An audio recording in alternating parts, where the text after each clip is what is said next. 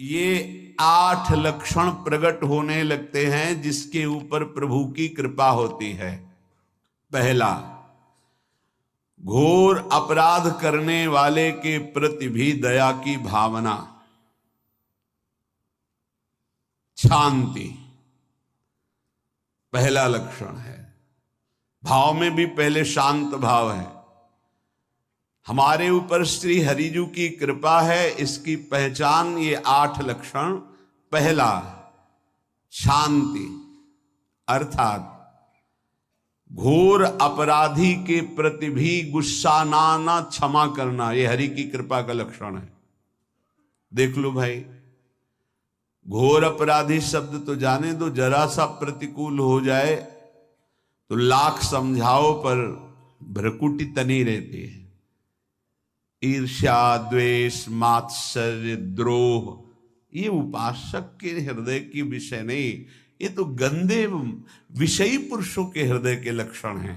जहां ईर्ष्या है, मात्सर्य है, द्वेष है, द्रोह है, ये कुमति के लक्षण है, ये सुमति के लक्षण नहीं, ये हरि कृपा पात्र के लक्षण नहीं। आपसे जो अपराध कर रहा है, द्रोह कर रहा है, आपका क्षमा बल ये हरि प्रसाद से होता है। शांति, क्षमा बल, शांति, सह गया, क्या करूं, सहना ही पड़ेगा क्योंकि भगवत मार्ग में वो ऐसा नहीं होता। शांति, बुरा ही नहीं लगा, हरि कृपा पात्र को बुरा ही नहीं लगा। उमा संत के यही बड़ाई, मंद करत जो करे भलाई, ये सीधा शांति की व्याख्या है।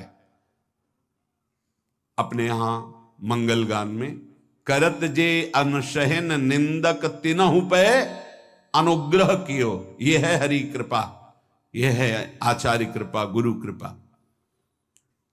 अपराधी पर भी क्षमा का भाव होना, भला ऐसा है, अपराधी पर भी क्षमा का भाव होना, ये हरि कृपा पात्र में ही होगा, अन्य में नहीं।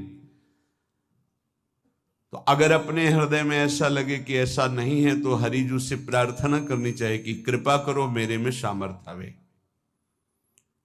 दूसरा, अनुसूया, वो किसी भी के प्रति कभी भी कोई दोष दर्शन ही नहीं करेगा। दोष कथन, दोष श्रवण की तो बात जाने दो। अनुसूया, दूसरों के गुणों में दोष ढूंढना, ये नहीं होता। हरि कृपा पात्र में ये नहीं होता। ये सब भजन के नाश करने वाले, जैसे पहला अपराधी पर क्रोध कर देना, तो माया ने भेजा इसीलिए था कि तुम्हारे साथ व्यवहार ऐसा करे कि तुम क्रोध करो, क्रोध करोगे तुम्हारी ऊर्जा शक्ति नष्ट हो जाएगी, अध्यात्म में जो चलने की थी, और कहीं तुमने संकल्प कर लिया तो भजन शक्ति नष्ट हो जाएगी। तो अगर भजन बल है तो गया, जरूर उसको दंड मिलेगा, पक्का मिलेगा, 100% मिलेगा, लेकिन आप खाली हो गए। ना भजन करने की वृत्ति रहेगी और ना भजन रहेगा, दोनों बात। अनुसूया, किसी के सद्गुणों में दोष देखना, गुणों में दोष ढूंढना, ये हरि कृपा पात्र में नहीं होता।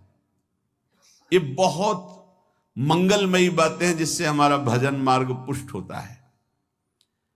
तीसरा, वो बाहर से और भीतर से पवित्र रहता है, हरि कृपा पात्र। शौचाचार का ज्ञान होना चाहिए, वस्त्र आपके पवित्र होने चाहिए, ये बाहरी, जल रज आदि के द्वारा बाहरी पवित्रता, और निष्कपटता, निश्चलता, सत्य भाव, ये अंदर की पवित्रता है। अगर कपट है, छल है, असत्य है तो हृदय मलिन रहता है। भीतर और बाहर से पवित्र रहना, इसमें खास बात क्या है भीतर और बाहर से पवित्र रहने में? भीतर और बाहर से सदैव पवित्र कौन रह सकता है? तो बोले, जो पुंडरीकाक्ष भगवान श्री हरि का, प्रियाजू का स्मरण करता रहता है, वो शवायाभ्यंतर शुचि, वो बाह्य और अभ्यंतर दोनों से पावन रहता है। तीसरी जो कृपा का लक्षण है, अर्थात वो सदैव भगवत चिंतन परायण, शौचाचार का पालन करने वाला, बाहर और भीतर से हरि कृपा पात्र पवित्र रहता है। लघु शंका में जल पात्र में रखा जाता है, जनेंद्रिय को पवित्र किया जाता है, फिर हाथ रज से धो के, फिर कुल्ला करके, आचमन करके, पैर धोकर, ऐसे पवित्र आचरण, ऐसे पशुवत व्यवहार ठीक नहीं। कुछ लोग ऐसी गलती करते हैं कि जिसमें शौच हुआ जाता है उसी में बैठकर लघु शंका करते हैं, तो सारे वस्त्र, पूरा शरीर अपवित्र हो गया आपका। अब तो अटैच बाथरूम की व्यवस्था माया ने कर दी है। हमें लगता है कि शौचालय अलग होना चाहिए और स्नान गृह अलग होना चाहिए, थोड़ा ही चाहे भेद हो, अंतराय होना चाहिए पवित्रता के लिए। अब ये शौचालय है, यही स्नान करना है, यही लघु शंका करनी है, तो पवित्रता का निर्वाह नहीं हो पाता। यदि जिस उस जगह आप शौच करते हैं, जो बैठकर उसी पे बैठ के लघु शंका करते हैं, तो आपको पूरा वस्त्र सहित स्नान करना चाहिए पवित्रता के, तभी बुद्धि भ्रष्ट हो जाती है। आपको मंत्र का निरंतर चलना ये कठिन पड़ जाएगा। पवित्रता का निर्वाह करो। देह राग मिटने के बाद एक स्थिति आती है, अवधूत स्थिति, उसमें फिर शरीर की पवित्रता का कोई संबंध नहीं रह जाता। पर अभी तो संबंध है ना देह भाव से, तो बहुत हो से लघु शंका ऐसे करें कि आपके पैरों में, वस्त्रों में छिट्टी ना पड़े, पवित्र रहें। हर समय हमें पवित्र मंत्र जपना है, नाम जपना है, श्री की सेवा में रहना है। बहुत जल्दीबाजी, खड़े खड़े लघु शंका की, छिट्टियां पड़ रही, बस ऐसे चल दिए, वो पशुवत आचरण भगवत मार्ग में नहीं चल पाओगे। वो अंदर तुम्हारे व्याकुलता पैदा करता रहेगा, भोगों की, संसार की। शौचाचार का बहुत बड़ा फल है, शरीर राग छूट जाएगा। ये बात समझ लो, शरीर राग छूट जाएगा। शरीर संबंधी पवित्रता शरीर राग छोड़ा देती है, आंतरिक रहस्य है ये। चौथा, ऐसे कार्यों का अनुष्ठान न करें जिनमें हमारा भजन छूटता है, जिनमें सत्य छूटता है, जिनमें भगवत भाव छूटता है। जैसे आपके ऊपर कृपा हुई, आप भगवत मार्ग में चल रहे हैं, अब आप ऐसे संसारिक कार्यों का अनुष्ठान कर रहे हैं जिनमें आपकी चित्तवृत्ति बिल्कुल भगवत विमुख हो रही, तो जीवन का लाभ क्या होगा? लाभ तो है भगवत स्मरण सहित। इसी की मानो टीका है, छठदम शील बिरत बहु कर्मा, निरत निरंतर सज्जन धर्मा। शीलवान और ऐसे कर्मों से विरत जिनसे भगवत विस्मरण होता है, जो सज्जन पुरुषों के द्वारा धर्मानुष्ठान होते हुए उन्हीं का अनुष्ठान, ऐसे कर्मों में ना जाए जिससे भगवत विस्मरण होता है। कल एक ने प्रश्न किया कि मैं खाता तो नहीं हूं, लेकिन मांस की दुकान में मांस बेचता हूं, होटल आदमी, क्या उचित है? ये उचित कैसे हो सकता है? तुम और भी तो व्यापार कर सकते हो। जरूरी है धर्म का पालन करने की इच्छा करते हो, धर्म आचरण करते हो, ऐसा नहीं। तो विरत बहु कर्मा, उन कर्मों से हमें विरत रहना है जो हमारे धर्म के विरुद्ध है, जो भजन के विरुद्ध है। हरि कृपा पात्र ऐसे कर्मों का अनुष्ठान कर ही नहीं सकता। और शारीरिक श्रम इतना जिससे हमारा भजन का तार ना टूटे। जब भजन का अभ्यास किया जाता है तो हर कार्य को सुचारू रूप से करते हुए एकाग्रता भजन में रखी जाती है। हम वो कार्य जल्दी से कर ही नहीं सकते जिसमें भजन छूट जाए और कार्य पूरा हो।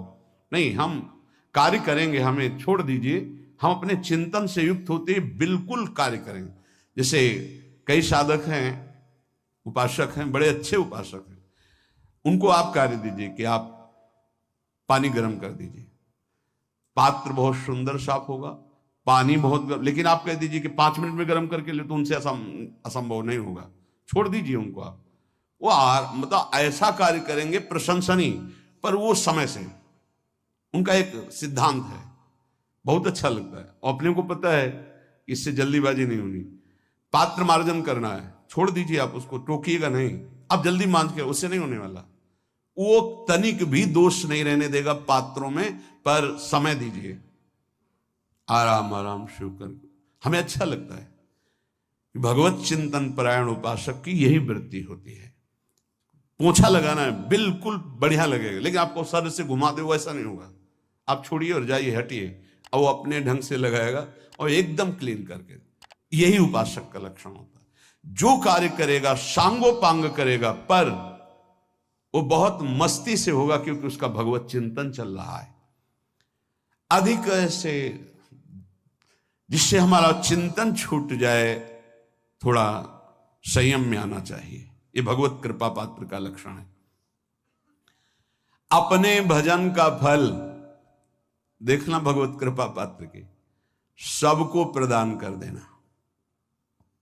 हिम्मत है, अपने भजन, इतनी मेहनत से किया हुआ भजन, भजन होने के बाद, हे प्रभु इस भजन का फल हो, सर्वे भवन्तु सुखिना सर्वे सन्तु निरामयः। यहां तो कहते हैं महाराज, एक माला रोज आपके लिए करता हूं कि आपकी बीमारी ठीक रहे, तो शेष किसके लिए करते हो प्रभु? शेष क्या? अगर इष्ट और गुरु के लिए तुम्हारा है कि एक माला करते, तो फिर इतनी माला करते तो हमें क्या होगा? सब आपको दे देंगे तो हमें क्या होगा? तभी भजन का रहस्य नहीं जाना। सबके मंगल के लिए अपने भजन को समर्पित कर देना। देखो भाई भजनानंदी, भजन में अरुचि होने लगेगी? नहीं होने लगेगी। सुबह से शाम तक पसीना चुआए हम, और भजन का फल दे दे सबको। तो इसका रहस्य बताते हैं। सबको जे भी कहा सर्वे भवन्तु सुखिना, तो सर्वत्र विराजमान भगवान वही पलटकर अनंत रूपों में आपके ऊपर बरस पड़ेंगे। ये आंतरिक रहस्य है। हमने जो भजन किया वो एक सीमा में था, और जब हमने संपूर्ण विश्व को दे दिया तो असीम बनकर वापस हुआ। ये भाव न समझ में, अगर ये भाव न कहे तो एकदम लगे हम अपना भजन क्यों दे दें सबको। उस सर्वात्मा में विराजमान जो हमारा प्रभु है, उसी को समर्पित कर। सर्वे भवन्तु सुखिना, तो वो सब पलटकर सब जगह से वापस आया, सबका आशीर्वाद आया, और वो महान बनता चला गया। ये लाभ है, आंतरिक लाभ है। अगर तुम्हारा भाव ऐसा न बनता हो तो आप प्रभु को तो अर्पित करते ही है ना, तो वही प्रभु सब में विराजमान है। ऐसा भाव करके सर्वात्म स्वरूप भगवान को हमारा भजन समर्पित है। सब रूपों में प्रभु विराजमान है। ये हरि कृपा पात्र का लक्षण चल रहा है। और छठवां, अपने भजन से अपने लिए कुछ भी ना चाहना, और दूसरों की तो बात जाने दो, दूसरों से कुछ ना चाहना ये तो ठीक है। अपने भजन से अपने लिए कुछ ना चाहना है हिम्मत। देखो ये हरि कृपा पात्र में हिम्मत होती है। अपना भजन अपने प्रयोग में ना लाना, इसका भी आंतरिक रहस्य है। अपने प्रयोग में आप शरीर को लेकर के बोलेंगे, अगर स्वरूप को लेकर तो प्रयोग की कोई वहां जरूरत ही नहीं। स्वरूप पूर्ण काम है, वहां कोई अभाव नहीं। जब आप कोई भाव अपने लिए करेंगे तो देह भाव होगा। देह भाव से किसी विषय की मांग होगी। विषय पूर्ति भजन का फल नहीं होता, भजन का फल होता विषय निवृत्ति। बहुत जोर की बात है, कैसे समझ में आए? अपने भजन का भी फल अपने लिए नहीं, दूसरों से कुछ चाह रखना तो बात ही जाने दो। भजन से भी कोई अन्य सुख की चाह नहीं हुई। क्या चाहिए? भजन ही बनता रहे, भजन का फल भजन बनता रहे, खूब निरंतर जप करते रहे। सातवां, किसी भी मान सम्मान कीर्ति पद प्रतिष्ठा के मिलने पर हृदय का असंतुष्ट हो जाना, यह हरि कृपा पात्र का लक्षण होता है। प्रणाम नमस्कार जय हो तो हृदय में असंतुष्ट हो जाना चाहिए। कोई किंचन मात्र अभिमान न उदय हो जाए। प्रभु बचाओ, ये माया की चकाचौंध से बचा लो नाथ। कौन सा अपराध बन गया कि आपकी जय की जगह यहां हमको ऐसा सुनना पड़े।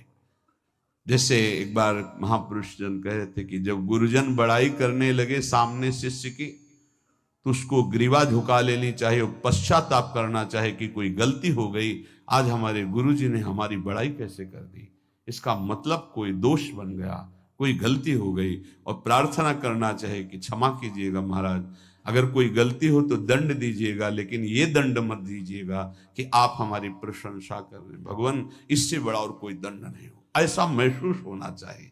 सम्मानम कल्याति घोर गरलम, ये हरि कृपा पात्र का लक्षण है। नीचापमानम सुधा, नीच पुरुषों द्वारा किया हुआ अपमान अमृत के समान लगे और सम्मान विष के समान लगे। मान प्रतिष्ठा कीर्ति जिसके लिए बड़े बड़े लालायित रहते, हरि कृपा पात्र को विष की तरह चुभती है। और 8वां,